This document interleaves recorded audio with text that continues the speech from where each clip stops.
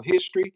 I'm just coming to you live. For some reason, man, everything seems so dark. I don't know what's going on. I don't know if it's me or what, but I don't know. So anyway, it just feels dark, right?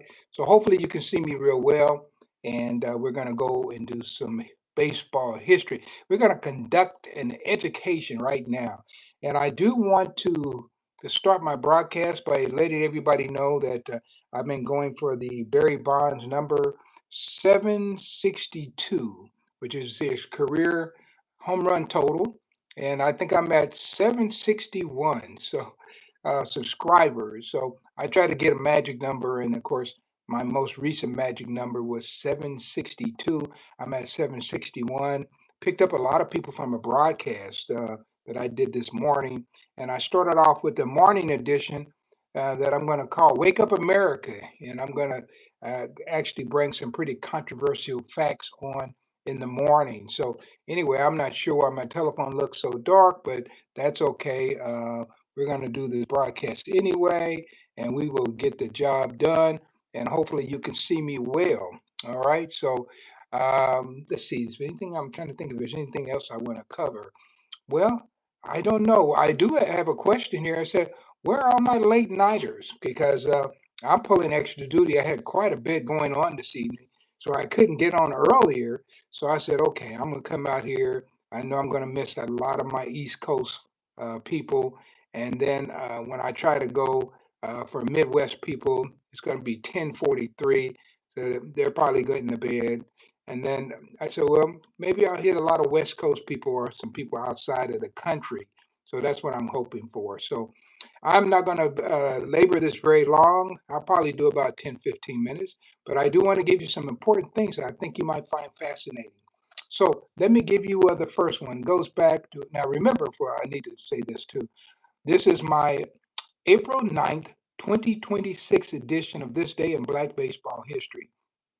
So we're going to dance through this, and hopefully, people will catch this broadcast in replay. Now, if you're listening in real time, let me know where you're listening from. If you enjoy this kind of conversation, baseball talk, history talk, let me know. Just give me a few hearts or something like that. Just let me know you're out there. That's always good because I usually don't come on this late. So hopefully, I'll pick up some people from the West Coast or at least out in Colorado and moving west, right? So let me go. We're going to go to April 9th, 1891. And I don't know how many of you ever have heard of a guy by the name of Moses Fleetwood Walker. Now, he was an African American baseball player, and most people think that Jackie Robinson was the first African American to play in the American and National League. And he was the first modern day player in the National League, but there was a guy by the name of Fleetwood Walker who played for the Toledo team in the American Association.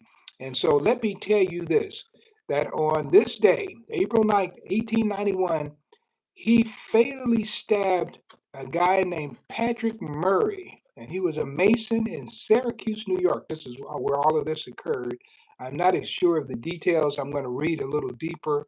And there's a guy who has a book on Fleet Walker. I have it on my shelf, so I'm going to have to dig into that just a little bit deeper.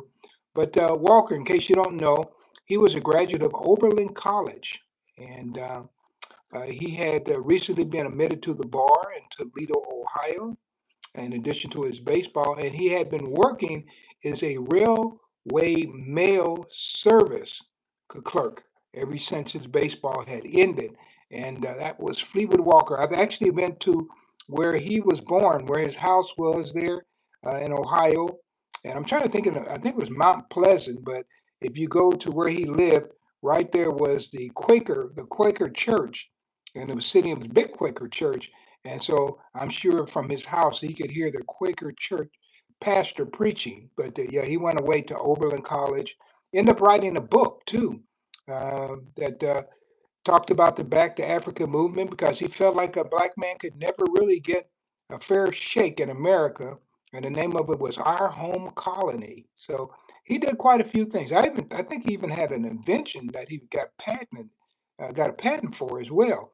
But that was Moses Fleetwood Walker, and he eventually was actually acquitted.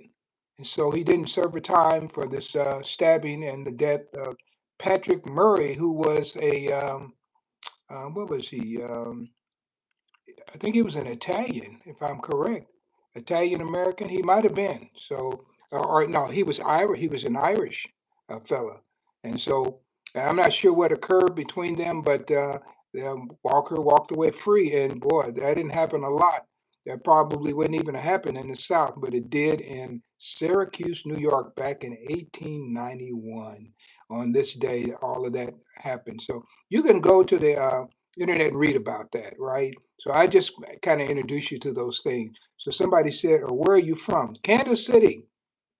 Kansas City. If you ever get to the Negro Leagues Baseball Museum, I'll be happy to give you a tour if you get that close, right? I have people who take me up on that all the time. I get phone calls or I get emails say, "Hey, I'm going to be in Kansas City," and hey, I go by there all the time. So let me know where you're from. Someone said hello there. It's a hello to you. And so anyway, let me keep on rolling. All right. So we're going to go to April 9th, 1912, and I talked about this guy just a few days ago. Pitcher by the name of Lee Wade. He was pitching for the St. Louis Giants, and he fanned 14 members of the Chicago Union Giants in a 9-2 win in St. Louis, Missouri. Lee Wade. I like bringing up names that you typically don't hear all the time. How about this one? I've been talking about this series, in the exhibition series at Vancouver, British Columbia. The Chicago American Giants, by the way, defeated Vancouver by a score of 7-3, and the winning Giants battery was Smokey Joe Williams, and James Pete Booker was the catcher. And Williams, who is a member of the Major League Baseball Hall of Fame in Cooperstown, New York, struck out 9 and tossed a three-hitter. And of course, Pete Hill playing in that game had another outstanding game. And he went 3 for 4 with a double, and he scored one of the Giants' runs. But Pete Hill was a great player, and I talked recently about Cumberland Posey, who thought Pete Hill was the greatest hitter that he'd ever seen. So consistent hitter, Pete Hill. And then if we jump our way out to California, we'll see that in Winter League action, the Los Angeles White Sox, that was the team that was out on the coast, and these were guys from the Negro National League, Eastern Color League. And so they beat the Crystal Laundry team by a 9-3 score, and Bob Fagan, who was on his way to the Kansas City Monarchs for the 1921 season, led all hitters with a trio of safe blows. And Reuben Curry, who went to Lincoln High School in Kansas City, Missouri, had a lot of friends who went to Lincoln High School, was the winning pitcher. He struck out 10 batters. Rube Curry.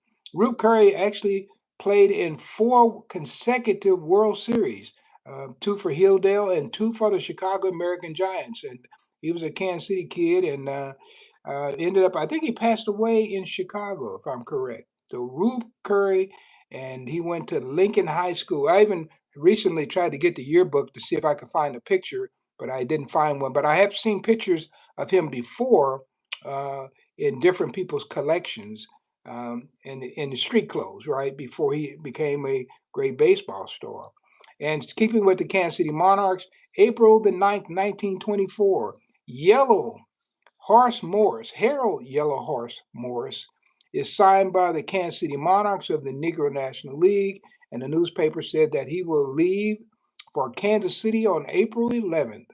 And he formerly played for the Pierce Colored Giants, and out in Oakland, California.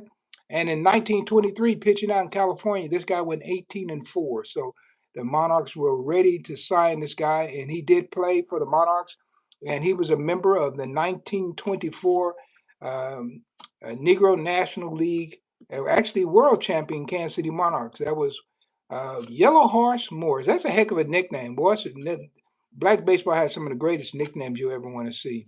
And so, how about this one? April 9th, 1933. We're going to jump back to the East. So, manager George Scales, who I think if this guy's a Hall of Famer, hey, I might as well shut the door, because this guy was a great player.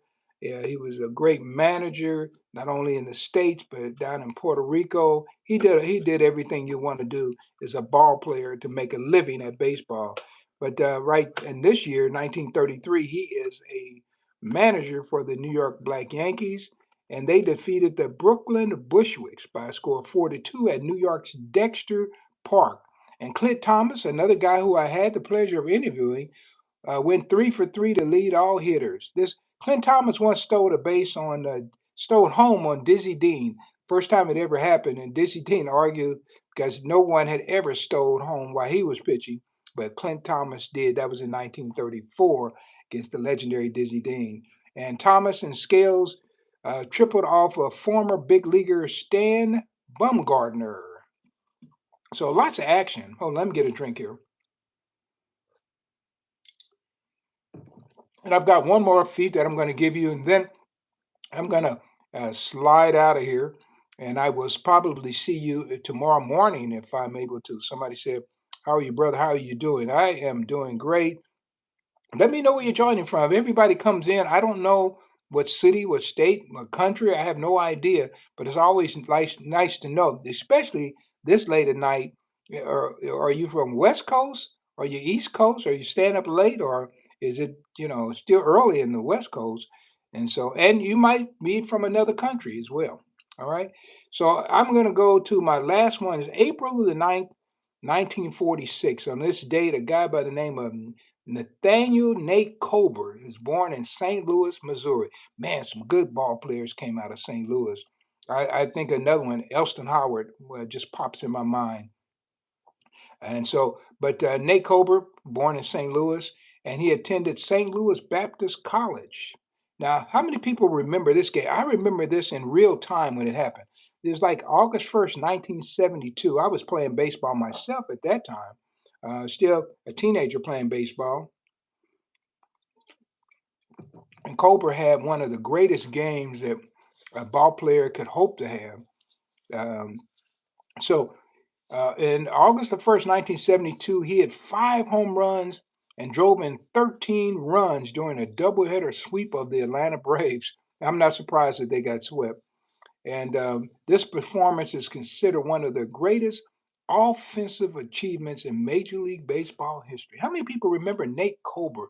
Man, there's so many great ball players that have come and gone uh, from, it's just hard to keep up with them. And what I kind of specialize is talking about African American baseball players born in America who played in the Negro leagues, played in the major leagues, and that's why my page is kind of unique because you're going to get things that you typically might not get somewhere else. So I mean, who's going to be talking about Moses Fleetwood Walker tonight, and what happened, with that situation there in Syracuse, New York? And then finish up talking about Nate Colbert, in 1970. Who's going to talk about that, right?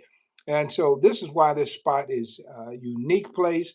So, guys, I'm about out of here for now, and I do want to thank you for joining. And remember, I need one more subscriber to get to that magic number of 762, which is I call my Barry Bonds number.